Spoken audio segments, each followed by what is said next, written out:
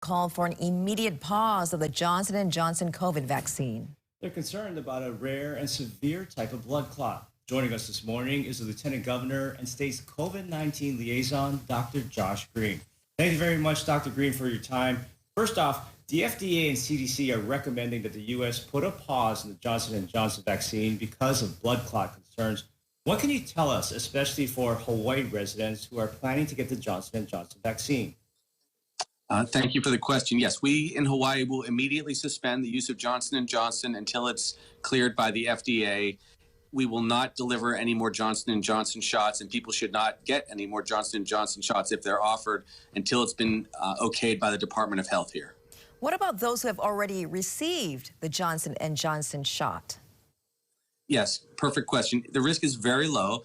Specifically, 6 people out of 6.5 million people experienced what's called an immune-mediated thrombocytopenia, which is to say that after getting the shot, 6 to 13 days later, between 6 and 13 days later, these 6 individuals develop these clots. And the clots are because we don't know why. It happens in general populations, but it could be connected to the Johnson & Johnson vaccine, which is why we're going to pause. And we have to put safety first. The symptoms are potentially shortness of breath or aches or headache. So if anyone is experiencing those symptoms after having received the Johnson & Johnson shot, please call your physician so that we can do some blood tests to make sure your platelets are okay and to make sure you don't have this. But we have not had any cases in Hawaii. I want to reassure people, to date, we do not have any cases that we're aware of this problem, perhaps from the Johnson & Johnson vaccine. And the other vaccines have been fine. People should continue to get the Moderna or the Pfizer shot just for scheduled appointments. They should not worry about that. But we will not give any more of the Johnson & Johnson shots until the FDA has cleared that it's safe. And Lieutenant Governor, for people that have taken it, can you just go over again the symptoms? Because I have a feeling a lot of people are concerned about, I got the Johnson & Johnson vaccine. How can I tell if I have a blood clot? Yeah, it's again, I'll say it's very rare. You could see bruising.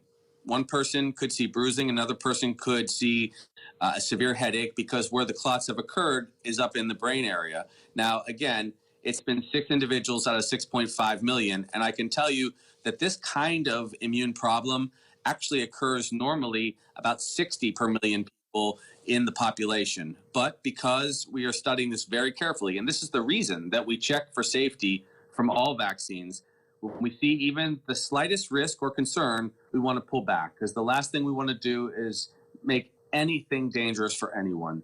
I still have confidence that the vaccines are safe. This one, though, if it does show this side effect, that would definitely give us pause about using it. But I don't want people to jump to conclusions. That's why they do the research and the science. But out of an abundance of caution, if you've gotten the Johnson & Johnson, and let's say you're having unusual bruising, or you feel a severe headache or aches in your legs, where the clots can also occur, then please call your doctor. But it's usually in that window between 6 and 13 days, and I think it's very unlikely we're going to have any of those cases in Hawaii. But could this immediate pause, Lieutenant Governor, affect the supply for those who are already signed up for an appointment with the Johnson & Johnson? They might cancel that and sign up with Moderna or Pfizer. For example, next week, the president wants more people to be eligible for the vaccine. So will we have enough given this kind of immediate pause of Johnson & Johnson? It will have a minor effect, but we will, though, because I'm sure you recall we were already frustrated that the Johnson & Johnson vaccine was not being sent to us in any significant numbers for these 3 weeks because they had that problem with their manufacturing. So they've hit some speed bumps. The most important thing I care about is it's safe for our people. But it will not make a big difference because we were already anticipating very few Johnson & Johnson shots. Now, for those who scheduled the Johnson & Johnson shot, yes, they'll have to reschedule. That even includes people in my family who were going to get the Johnson & Johnson shot. Jamie, who obviously is the most dear person to me in the world, she was going to get that shot, and now we're going to pause, and she will schedule for a Pfizer or Moderna shot. When this is resolved, and hopefully it will be safe, then we'll give everyone the update. I don't think you're going to notice much, except that it will be a nuisance for people to have to reschedule, and I'm sorry for that, but obviously safety has got to come first for all of our people.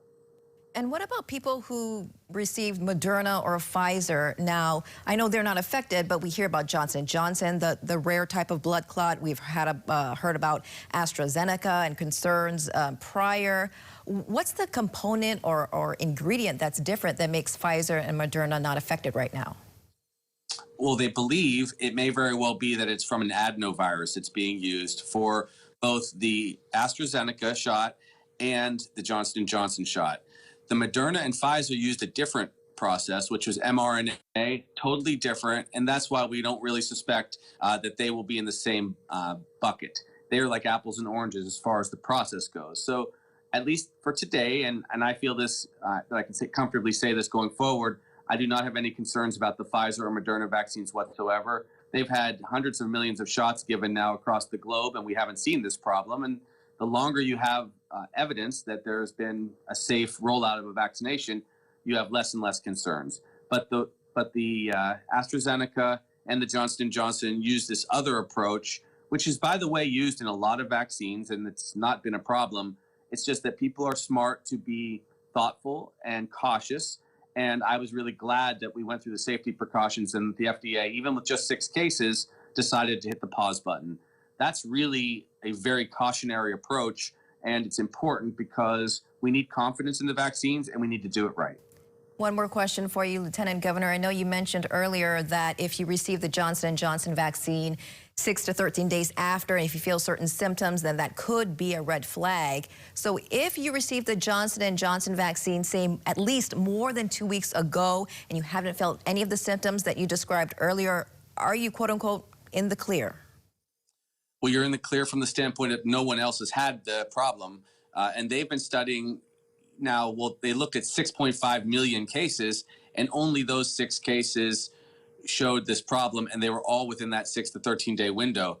I can't say with 100% certainty that there couldn't be another case out there or that it wouldn't happen later, but it would be astronomically low risk, lower risk than being hit by a car, as people say. So I don't think you have to worry. I don't think people should be counting the days off their calendar either. It's very rare that these kind of side effects happen, and it may very well be connected to other just underlying physiology for those patients, those individuals. But to be safe, we got to check this. So I don't think people should be worried. I think that in general, these vaccines are very safe and they've been very effective.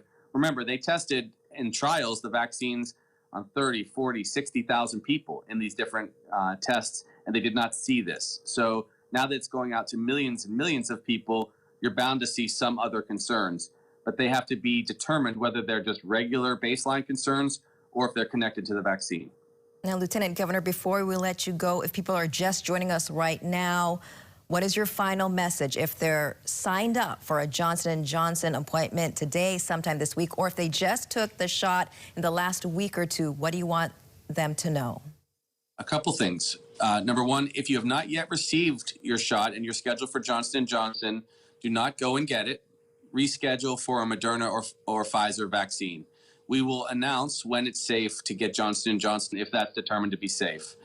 I would also tell people if in the last week or 2 weeks, if they received the Johnson & Johnson shot, please just be mindful of your body. If you see any bruising or severe headache or shortness of breath, immediately call your physician and get assessed. We will quickly check whether or not your platelet count's okay, and we'll make sure that you have not been one of the very, very unlikely individuals that had a side effect like this. It would be shocking to me if we have any cases in Hawaii, but we still want to protect every single one of our people. All right, there you have it, Lieutenant Governor. We once again thank you for your time and for your information. Again, our breaking news: the Johnson & Johnson vaccine being put on pause over concerns of blood clots. The state of Hawaii is putting a pause as well, not doing the Johnson & Johnson vaccine. So check with your provider if you have one scheduled. Thank you very much for your time, Lieutenant Governor.